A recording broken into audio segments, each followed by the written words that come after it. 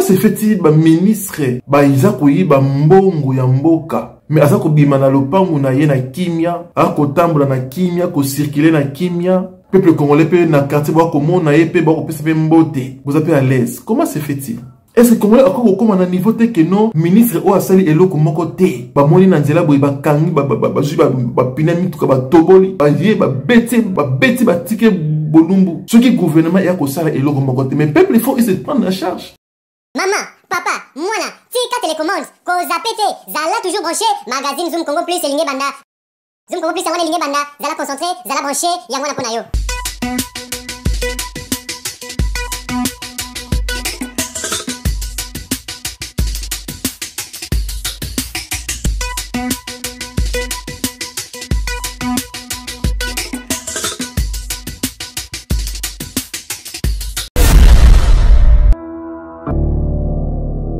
Bote na biso peuple congolais place nyoso tozwami na pesi bino mbote pe na souhaiter bino bolandi bolamu na émission na bino Zoom Congo Plus et pas tosolaka masolo ya ekolo Congo na beaucoup plus ce que bomoni ngai na casquette oyo na teni o na lati zalaka beaucoup plus kolobela makambo zali koleka na mboka na biso RDC na ba politicien mboka pe to simbaka vraiment vie sociale ya peuple congolais d'une manière générale pour na ko éclairer vraiment peuple na biso ba ko prendre conscience c'est la réalité donc vivre na ngo na kati na mboka.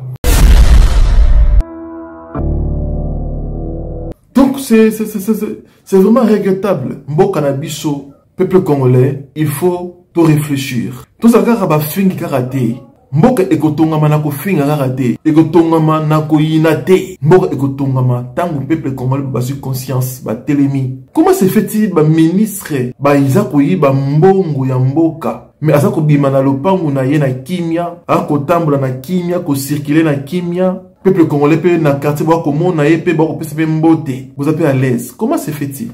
Est-ce que Congolais encore comme à niveau te que non ministre o asali eloko moko te ba moni na nzela boy ba kangi ba pinami to ba toboli ba ye ba beti ba tike bolumbu ce qui gouvernement ya ko sala eloko moko te mais peuple il faut se prendre en charge. Ministre ayibi mbongo mboka justice mboka balandeli ete justice a peuple pe izaraka oui potango ba ka koluka pouvoir ba ka wapi ko senga mandat ya nani c'est mandat ya peuple bo voter ngai na kosala boy mais tant bo voter batuana et que bazali ko respecter binote parce que c'est le peuple qui est le chef. Peuple né asa chef, peuple né asa mokonzi a ko mériter respect considération mais yo batio premier ministre au komi gouverneur au sakana na mbongo mboka pe au komi na yo ko beta tolo ba ko boka na ba musicien na ba télévision ba ko boka yo au komi superstar ya mboka ndeko peuple ba ko tala yo ya ngwana lokola ba yebi faiblesse ya peuple congolais. C'est comme ça que bako sakana na biso. Ebi ke Congolais sala ka eloko te. Congolais monoka pamba, Congolais akobunda te, akosala eloko moko te. C'est comme ça que bako sakana na biso. Or ceux qui tongi ba sakana na biso te peuple congolais, il faut qu'on sanctionne ba autorité nyonso bako sala musala malamu te. Boni lelo bako tsa gouvernement plus de 50 personnes de ministres et plus de 15 ministres.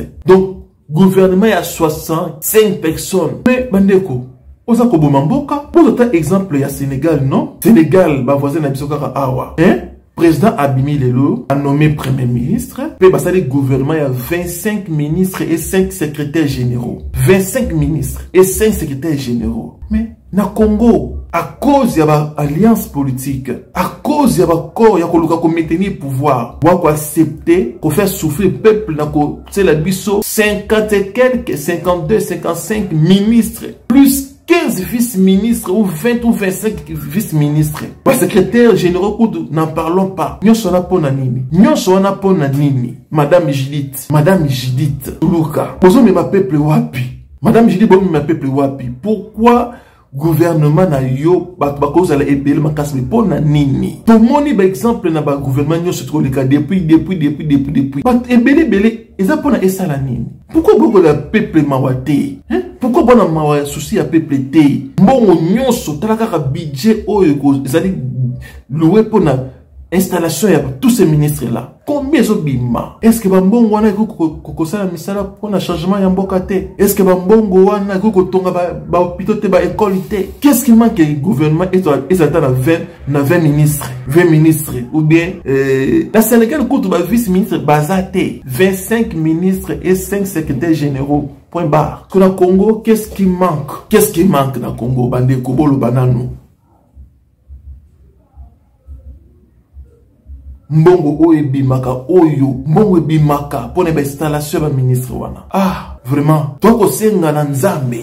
Oui. Nzambe t'as le problème à Congo. Oui, c'est bien bon yako bisa Nzambe. Mais tout se limite quand na Nzambe te, mais yo moko pe pose destin na maboko. Ezala ko la mutu ako bisa Nzambe, Nzambe pesa nga musala. Nzambe pesa nga musala mais avant na ramener na ndako kanga maboko. Donc Nzambe akotinda ange na likolo, aki a toucher mutu, mutanga yemo ayiko lokolo na ndako. Oh, apiso musala. Non? Quand tu demandes à Dieu de te donner le travail, il y a aussi action. Action zanine. Celui qui ne cherche pas, ne trouve pas. Celui qui ne frappe pas, au fond l'été. C'est ça l'action. Mais tolingi changement dans mboka na biso. Pas pour sambe la mingi. Pour organiser que changement pour ça la manamboka na biso kota nanzela il y a le sambo kaka. Non non. Il y a nanzela il y a le sambo. Le sambo isa malamu. Mais il faut que bakisa likolo il y a le sambo ba action. Ba action il faut et bakisa likolo il y a le sambo. Pour le changement yamboka, pour le développement yamboka. Sans cela, des siècles et des siècles, nous serons toujours des malheureux. Je vous dis, peuple congolais, Kabila Kota qui n'a pouvoir, Kabila, le père,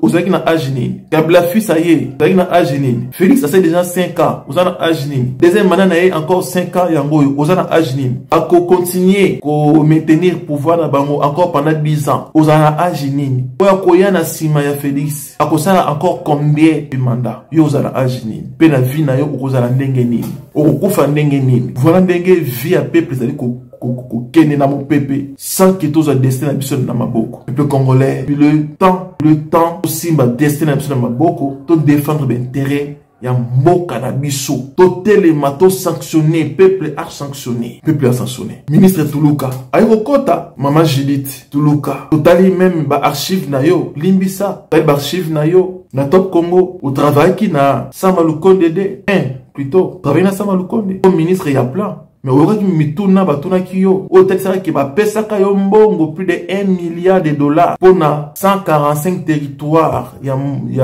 développement de 140 territoires mbongo wana ekenda wapi misala nini salama pour na mbongo wana mama Judith archive ezali Top Congo alakisi biso archive mbongo ekenda wapi esala nini ozalaka ministre ya mboka oyo exemple nini oyo yo o memeli biso lelo ndé ba nommé yo premier ministre bien que ba congolais ebele ba koloba nationalité na yo ezali un peu douteuse parfois ils disent que au cause à la angolaise, d'autres disent que non, 50%, 50-50, voilà. Mais pour Nabolingwa Congo, vous êtes revenu, ba nommé yo, na président Tshisekedi a nommé yo. Congo, ezana ba makambu ebele, est-ce que Congo eko bénéficier nini? Ni tromona yasika epana yo. Ni yasika tromona epana pa. Pour mibali, bazalaka na place o batie wana, mibali ya solo. Voilà na place wana. Basala elo mokote. Basala elo comme côté. Mais ba kokotsa yo mwana mwasi comme premier ministre. Koko peuple congolais a espéré mais a désespéré. Maman Judith Tuluka. Tout le monde a IDPS. Tout le monde a aucun côté la maman Marthe. Donc, aux côtés de ça, peuple congolais que ceux qui le commune ministre,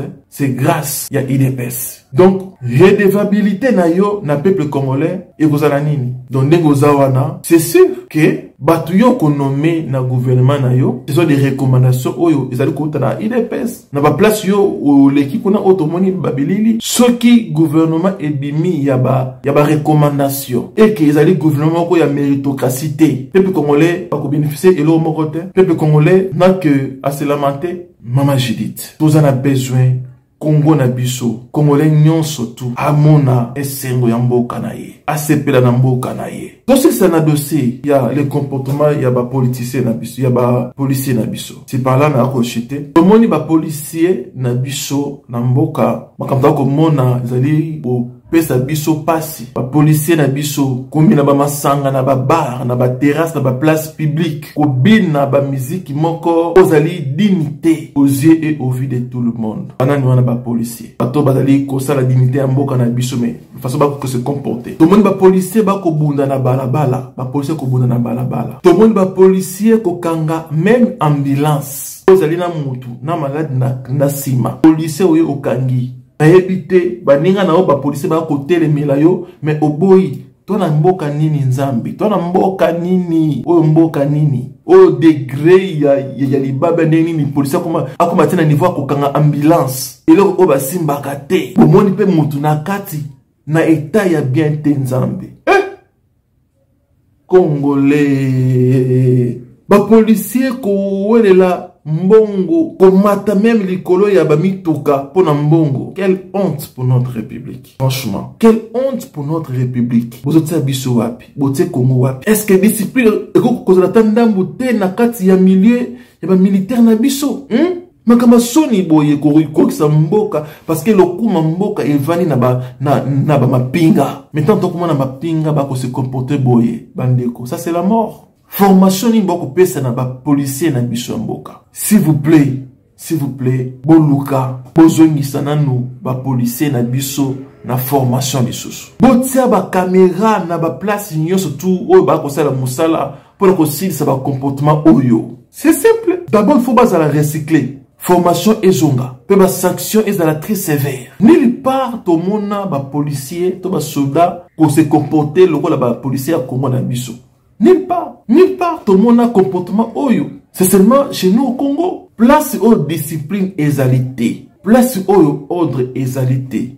Place oyo, place au penza, bako serré, batute, namabe, et l'autre malamu kubota kuna égalité. Ba policier na biso, botika ko que peuple congolais soni. Zako sunga bisote. Nyos auto komona, ba image nyos auto komona, en tout cas zako sunga bisote. Voilà qui ba sujet oyo, soli na bino. Mokona lelo wabino makosa excellence tozali wana à chaque fois les kambe kozala pona intérêt ya mboka na biso tokoleka na pona kopesa makanisi bola na biso bozala brancher bozala abonner bosabonner beaucoup plus bosabonner pona ko soutenir pe biso encourager biso ko motiver biso surtout ba commentaire na bino et kozala vraiment kitoko mingi na onus tout lobby ce kozali na likanisa kopesa tika na commentaire kozala malamu mingi kosunga biso botika malamu kimi ankolo et umela na mboka na biso RDC kolo ala musa conscience ya ba congolais partout tozami pour changement ekota réveil ekota na kati na peuple congolais to bima na kati na